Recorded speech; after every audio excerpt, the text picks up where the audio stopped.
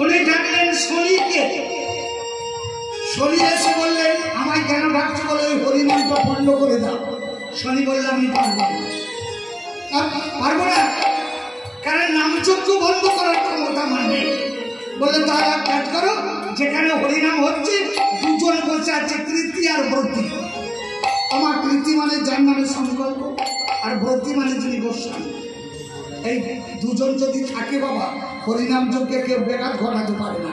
তাই এখানে তো এই যে দেখেছেন একজনকে দিয়ে চাপক রেখে দেওয়া হয়েছে, যাতে করে হরিনামে বিঘ্ন না ঘটে, বোস করিয়ে দিয়েছে। কারণ উনি এখন কৃতি, উনি 16 আনার লোক, ওনার নামে সংকল্প আছে, তাহলে উনি কৃতি। তমায়রা তো বসে আছে রাজা গুরু। শনি কি করলো?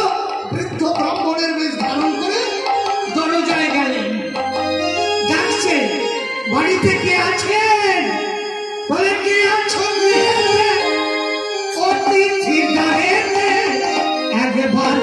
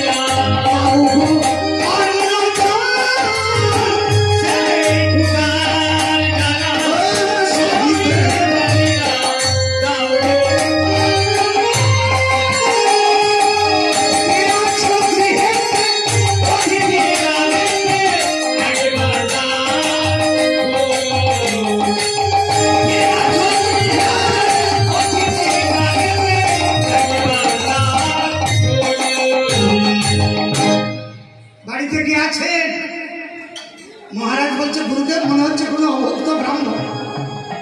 আমি ওনাকে নিয়ে আসি বলে দাঁড়াও দাঁড়াও, লোকটাকে দেখি। যোগ বলে দেখছি, দেখছে তো শনি, এত বিপদ ঘটাতে এসেছে। মহারাজ ও যেমন ডাকছে ডাকুক, কিছুক্ষণ পরে নিজেই চলে যাবে। দেখছে তো গোলমাল পাকিয়ে দিল গুরুটা। গুরু গোলমাল পাকাচ্ছে না, একটু ছলচাতুরি করবো।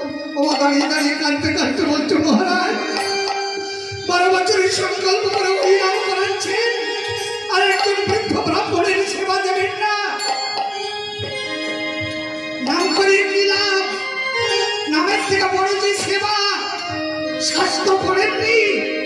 নাম অপরাধে হয়, সেবাতে ভঞ্জন, সেবাতে ভঞ্জন, সেবায় অপরাধে জীবে নরকে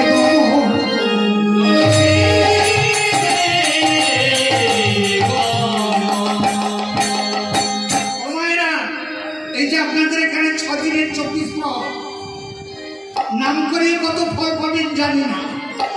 নামের থেকে বড় কিনা সেবা। সেবা বলতে কার? এই যে মহাপ্রভুর এত ভোগ রাখ দিচ্ছে, শেষের দিনে শুনেছি নাকি সন্ধ্যা পর্যন্ত ভোগ হয়।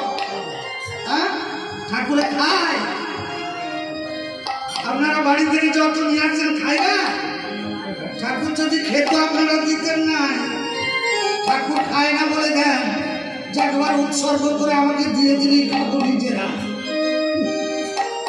দেখবেন কালী মায়ের কাছে, মনসা মায়ের কাছে অনেকে মানত করে, মা আমার ছেলেটার চাকরি হবে, মেয়েটার ভালো বড় হবে, তোকে জোড়া ঢাকে জোড়া পাটা দেবো। জানি তো মা ঢাকও খাবে না, পাটাও খাবে না। একবার চিঠিয়ে ঘর আনতে পারলে দেখবো কি করতে পারবে।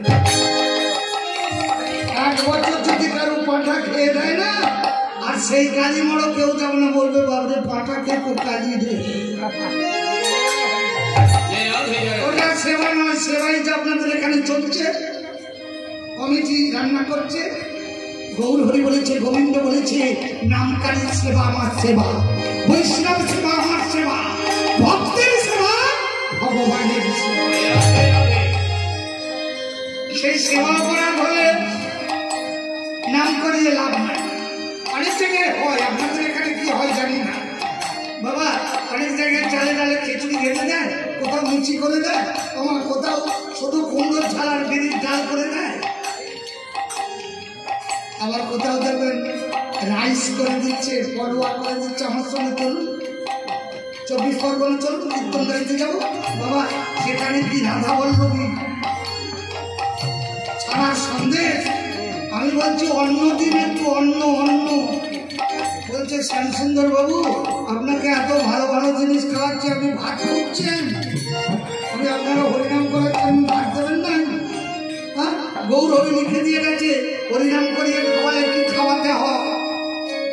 শাক শুকুটা অন্ন ব্যঞ্জন শাড়ি শাড়ি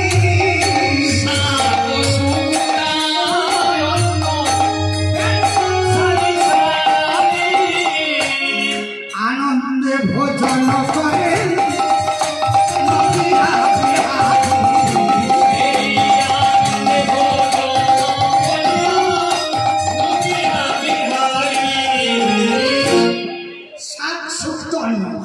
এরপরে যা পারলাম তরকারি করবে।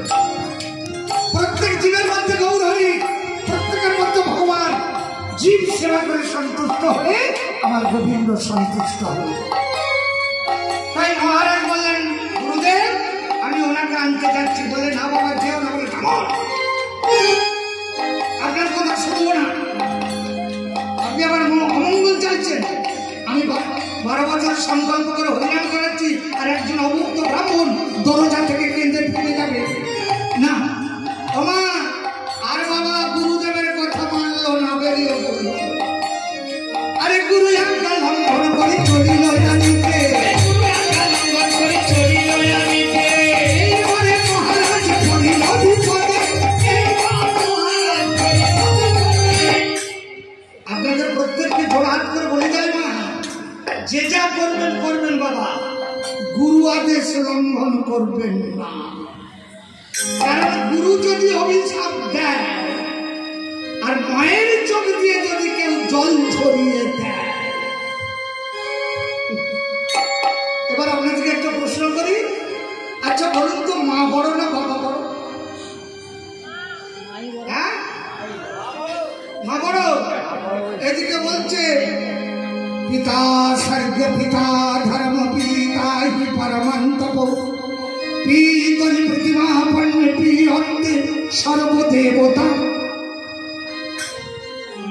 বলেন তার কে বড়? এবার এবার কাকে বড় বলবেন? মা না বড় বাবা? হ্যাঁ, আবার মা এরা ছাড়বে নি গো। জননী জন্ম ভবিষ্য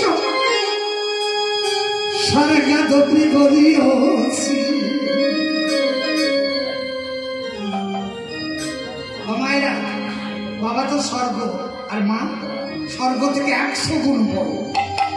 তাহলে আপনাদের কথাটাই মানলাম, মা বড়। একটা গান লিখেছি, গাইব। আমি মাঝে মাঝে ঘরে থাকলে একটু এই যে আজকের লীলাটা গাইছি, এটা আপনাদের আশীর্বাদে আমি নিজেই একে লিখেছি। তাই বলছি যদি আপনারা বলেন তাহলে গাই গানটা গাইব। মায়ের মতো কে আছে আপন?